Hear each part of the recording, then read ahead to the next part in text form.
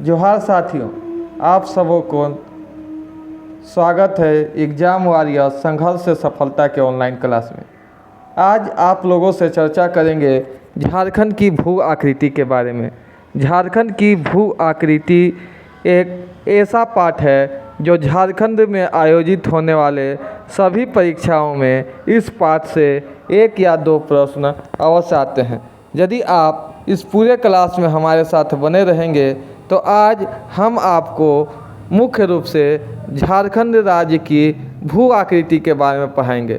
आप जानते हैं कि झारखंड राज्य को 5 प्रमंडल में बांटा गया है और सारी जगह की जो भू आकृतियाँ हैं, जो ज़मीन है, मिट्टी है, उसमें जो पहाड़ हैं, पठार हैं, उसमें विविधताएं हैं। आज उन्हीं विविधताओं के बारे में हम आप लोगों से चर्चा करेंगे।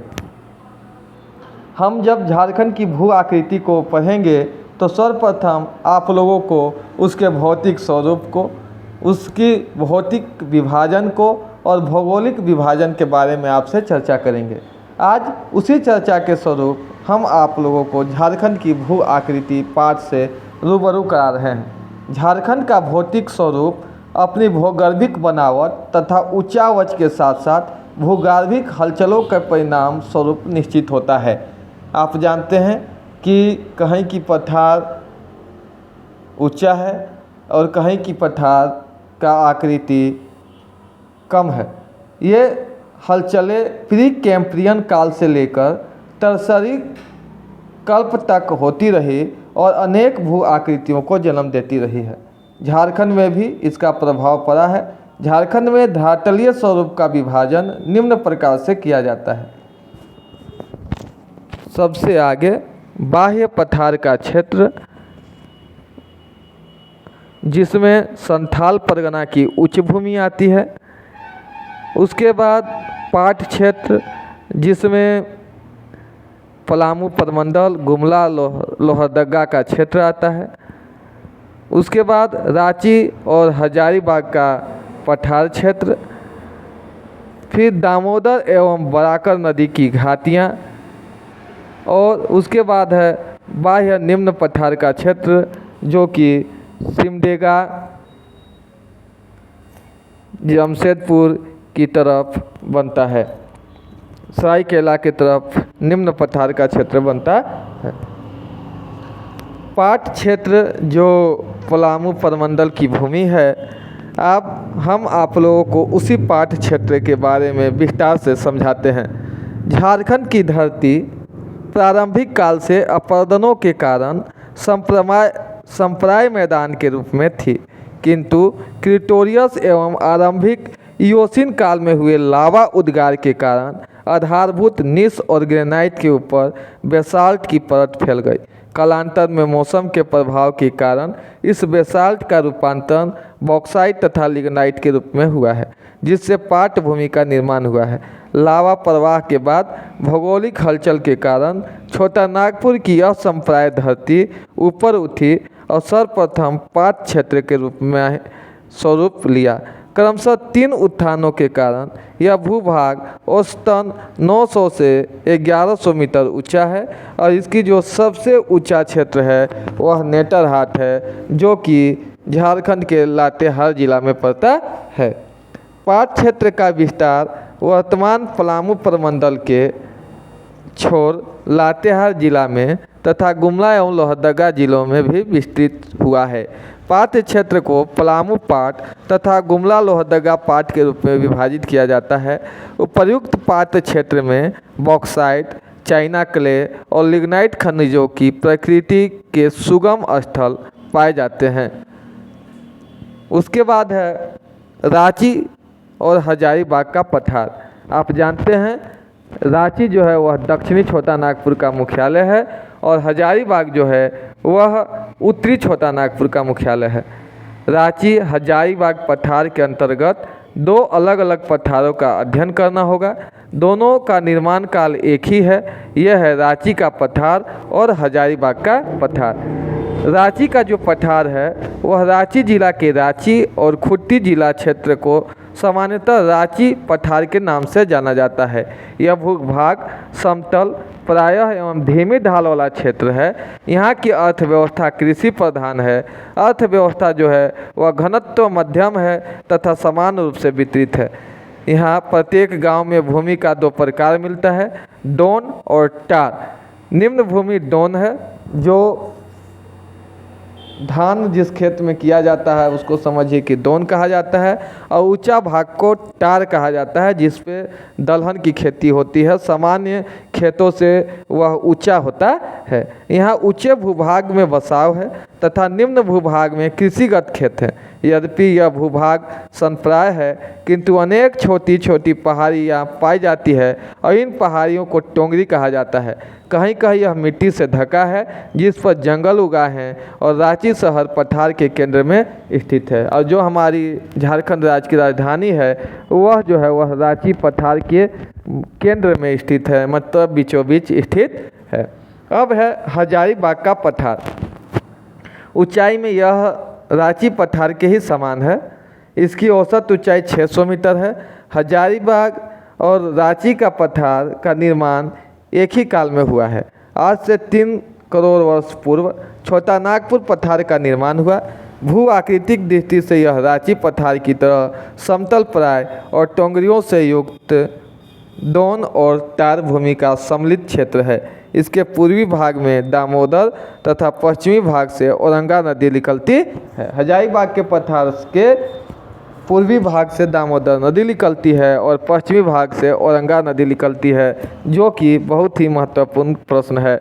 दामोदर नदी पर बांध बनाकर डीवीसी का निर्माण किया गया है और औरंगा नदी जो कि लातेहार की ओर बहती है और जिस पर नदी के किनारे पलामू किला स्थित है और झारखंड राज्य का राष्ट्रीय नेशनल पार्क बेतला भी औरंगा नदी के किनारे ही स्थित है। उसके बाद है बाह्य पठार और निम्न पठार क्षेत्र। यह रांची पठार या हजारीबाग पठार के किनारे अवस्थित है। यह क्षेत्र को बाह्य पठार इसलिए कहा जाता है क्योंकि यह रांची पठार के दक्षिणी भाग एवं हजारीबाग पठार के उत्तरी भाग अर्थात दोनों के मध्यवर्ती पठारी भूभाग के बाहर है और साथ ही निम्न पठार का तात्पर्य उसकी ऊंचाई से भी है। यह क्षेत्र 300 से 600 मीटर ऊंचा है। भू आकृति के दृष्टिकोण से इसे 2 भागों में विभाजित किया जाता है, उत्तरी बाह्य पठार तथा दक्षिणी बाह्य पठार। उत्तरी बाह्य पठार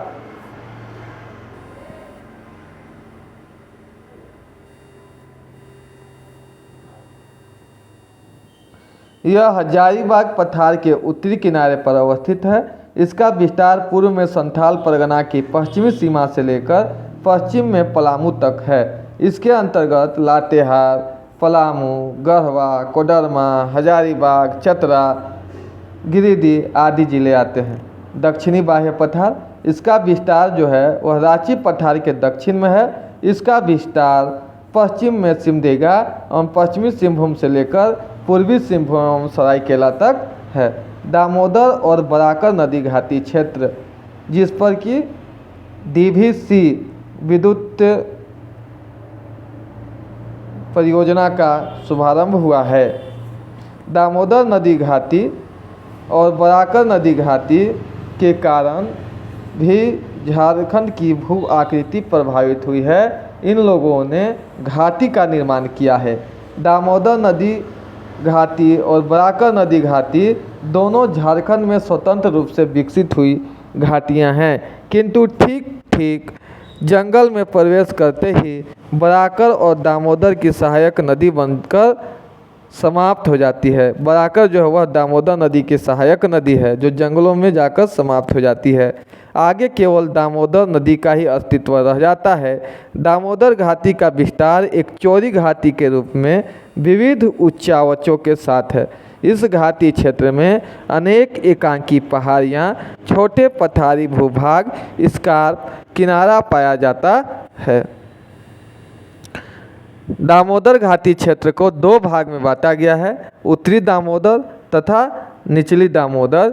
धनबाद क्षेत्र का दामोदर को निचला दामोदर कहा जाता है और हजारीबाग जिला में पड़ने वाले दामोदर नदी को ऊपरी दामोदर कहा जाता है। ऊपरी दामोदर घाटी को रामगढ़ पतरातू प्रदेश भी कहा जाता है। बराकर नदी घाटी दामोदर घाटी के ठीक उत्तरी पूर्वी भाग में स्थित है। बराकर घाटी का ऊपरी भाग समतल प्राय है, किंतु निचला भाग सीढ़ीनुमा ढाल का निर्माण करता है। यह घाटी गिरिडीह के पास देशांतरीय चौड़ाई के रूप में विस्तृत है। संथाल परगना उच्च भूमि एवं अपरदित भूभाग, यह भूभाग 300 से 70 मीटर की ऊंचाई में विस्तृत है। इसका मुख्य पहाड़ी भाग तथा पश्चिमी भाग अनेक नदियों द्वारा अपरदित होकर निम्न स्वरूप धारण कर लिया है, इसलिए इसे मुख्यतः दो भागों में विभाजित करते हैं, राजमहल की पहाड़ी का क्षेत्र और अपरदित भूभाग। राजमहल पहाड़ी क्षेत्र जो है वह राजमहल की पहाड़ी का विस्तार दुमका, देवघर, गोड्डा, पाकुड़ का पश्चिमी भाग एवं साहेबगंज का मध्यवर्ती एवं दक्षिणवर्ती भाग में है। राजमहल की पहाड़ी 2000 वर्ग किलोमीटर क्षेत्र में फैला हुआ है। इस क्षेत्र में कहीं कहीं छोटी पहाड़ियाँ मिलती हैं। नुकीली पहाड़ियों को टोंगरी कहा जाता है एवं गुंबदनुमा पहाड़ी को डोंगरी कहते हैं। जो राजमहल में जो दो पहाड़ी हैं जिनकी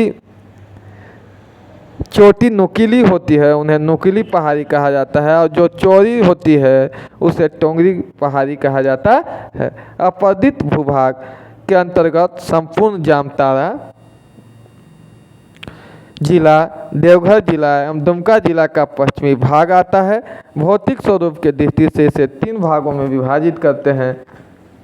देवघर अपरदित निम्न क्षेत्र, अजय मोर बेसिन और राजमहल का उत्तर पश्चिमी भाग।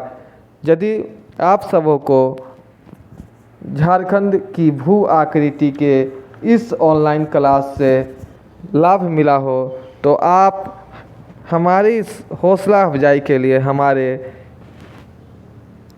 YouTube चैनल को सब्सक्राइब करें, जिससे कि हम इससे भी अच्छा प्रयास करके आप लोगों के ज्ञानवर्धक सिलेबस को इस YouTube वीडियो पर अपलोड कर सकें, जिससे कि आप झारखंड में होने वाली परीक्षाओं में अच्छा अंक उठा सकें।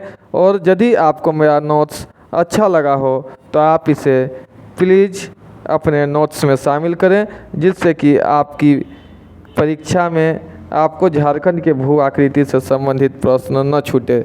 धन्यवाद।